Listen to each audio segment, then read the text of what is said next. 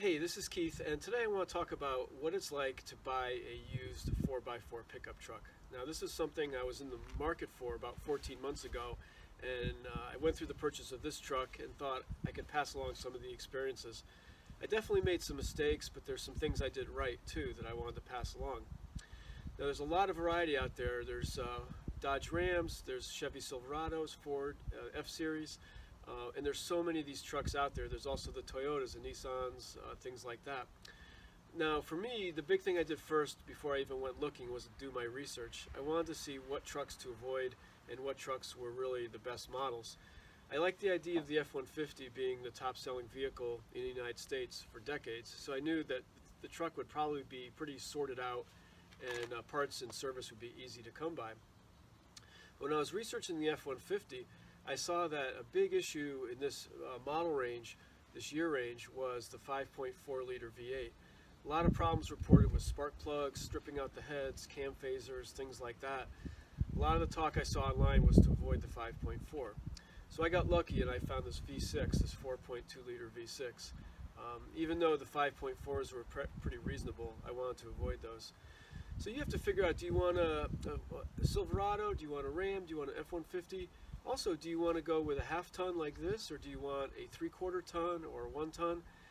Originally I thought, oh, I'd like to get a Super Duty, but when I really looked at the needs that I had, it just didn't make any sense. So I didn't. I've been really happy with the F-150.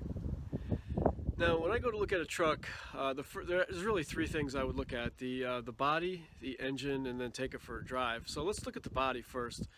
Now, this one looks pretty clean. But when I saw it, boy, it was kind of a mess. It hadn't been washed in a long time. It had dog hair, fur all over the seat. Just was a sign that it hadn't been taken care of really well. It cleaned up pretty nice. But let's take a walk around the body, and I can show you some things to look for in a used 4x4. Now, if you can't tell, I live in the Northeast with the snow. And the big issue out here is salt on the roads, rusting these trucks out.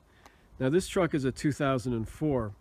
And believe me, you don't see too many on the road that look as clean as this anymore. Rust has taken quite a bit of them. And rust is something that I've been struggling with on this truck as well. Well, let me show you the most common areas to look for.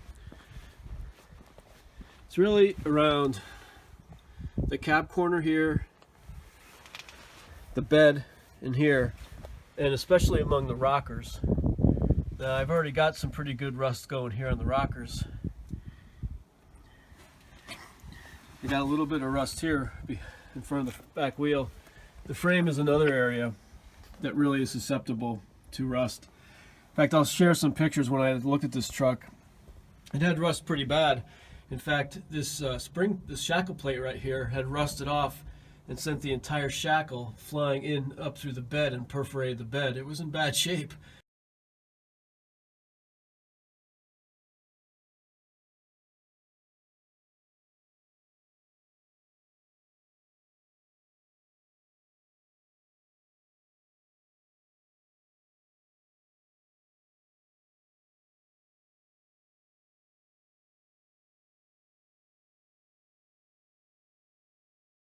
And since then I had a trailer hitch that rusted right off of it. The mounting part right there rusted and the hitch fell right off. Rust is something that you're going to have to really look for in these vehicles, especially if you're in the snow belt. Alright, so we looked at the body and realized that it's probably okay. So the next part I would recommend is to start the truck up, hopefully when it's cold, and see how it runs. So let's do that now. Now the truck started easily. As you can see, it settled into a good idle. The one thing I would look at is if there's any check engine lights going on here, and you can see that there's not, just the brake light and now the seatbelt going off. Look at the gauges, it's got good oil pressure, the voltage is good, and the temperature's down. So I would recommend, again, starting the truck when it's cold. The check engine light is a real big issue. Now when I bought my truck, the engine light was on. You can go get these things scanned at a place like AutoZone or Advanced Auto Parts, and they'll tell you what the code is, and then you can go online to see what the problem is. Well, for me, I thought it was a problem I could fix myself. I ended up replacing the mass airflow sensor, and that didn't help. And I ended up taking the truck to a shop. It ended up costing me over $700 to get it fixed. It ended up being the plenum gasket, spark plugs, and plug wires. and PVC valve as well. So it's a pretty expensive lesson. I wish I had been able to talk the owner down on that. Okay, so the truck's running pretty good. Let's go out and take a look under the hood and see what it sounds like. This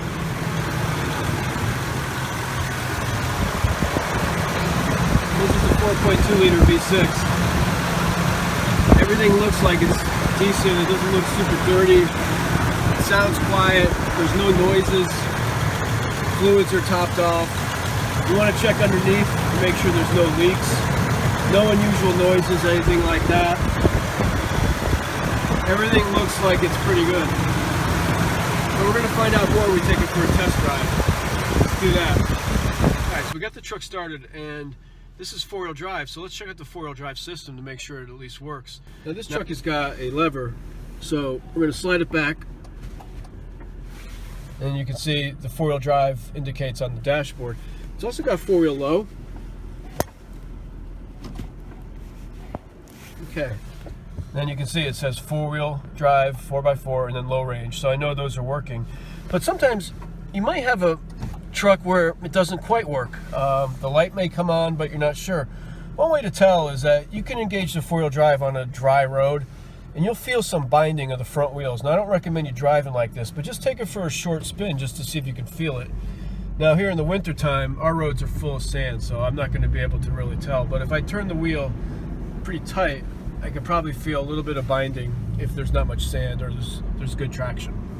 All right, so let's take this truck for a ride. So what you're looking for in a test drive is you want to hear, is there any strange noises? Does anything get louder as you're accelerating? How's the exhaust system on these trucks? Is it really loud? Is it making a lot more noise than it should? You know, it could be an expensive problem. The steering, you know, take your hand off the steering wheel. Does the truck steer pretty straight? You know, try just moving the truck back and forth. How's the suspension system, you know? Go over some bumps and see how the truck rebounds. This truck needs 4 shocks, so it's pretty obvious when I drive it. I got to work on that. You're just listening for unusual noises and feedback that just isn't normal. It's not really much different from a car. If it feels odd to you, then there's a problem somewhere, and you can ask about that. Check your brakes. Check your transmission. How does it shift? Does it shift, pretty seamlessly? Does it have trouble getting into the gears if it's manual? You can check your clutch as well, see how the throwout is in it. Take a look at your gauges. Do they all work? Even if it's winter time, try the air conditioning system. See if that works. Is it pumping out cold air? Take a look at the engine under load of the AC. Is it laboring too much? Take it for a good test drive, maybe 10 minutes or so. Get the engine warmed up. You'll be able to tell some things. Especially if you got someone that's got a check engine light. Oftentimes what you can do is pull the battery terminal off the battery, and that will reset the check engine light. Well, eventually the light's going to come back on because the problem is still there. So take it for a good long ride. Make sure there's no check engine light going on with the truck. So you've got your test drive done and you think you're ready to move on the truck. You've looked at some other vehicles, time to negotiate. Let me tell you the experience I had buying this truck. I moved to a new area and I knew I would want four-wheel drive to be able to get to work in the wintertime, as well as have some capacity to haul some things back and forth for a new house that I had. Well, I knew I really didn't want to have a truck payment, and from what I understand now, new pickup trucks cost over $60,000. So I was really looking for something a lot cheaper. So I found this 2004 model. So I was looking for something about 10 to 15 years old that I wouldn't have to take out a loan for. I could buy outright instead of having a payment to drain my budget. So I looked around, and unfortunately I really couldn't find any four-wheel drive trucks for really under $7,000 that weren't really rusted out real bad. So I got pretty lucky. I found this. Now this did not really present well when I looked at it. It had kind of moldy black stuff all over the paint. It hadn't been washed in a long time. It hadn't been vacuumed. It had dog fur all over it. But I was able to negotiate the price down to $3,750. The other thing it had going for it was a 5-speed transmission, and I really love manual transmissions, and they are hard to find in pickup trucks, and I knew I really wanted to have one. So I did my negotiating. I understood the truck had some rust on it. I understood the check engine light was on. I wish I had negotiated a little bit harder because those things ended up costing me some money. In the last year, I've probably put about $2,700 into this truck. Tires were a big expense. Getting the check engine light fixed was a big expense. I had an ABS sensor go that I had to replace. That was another big expense. These aren't like Japanese cars where you just drive them forever. These American trucks, unfortunately, are going to need a little bit of service now and then. So it took me some time and some money to get this truck sorted out. Right now I'm into it for about $6,500, so I'm still a little bit ahead of if I had bought a compatible truck.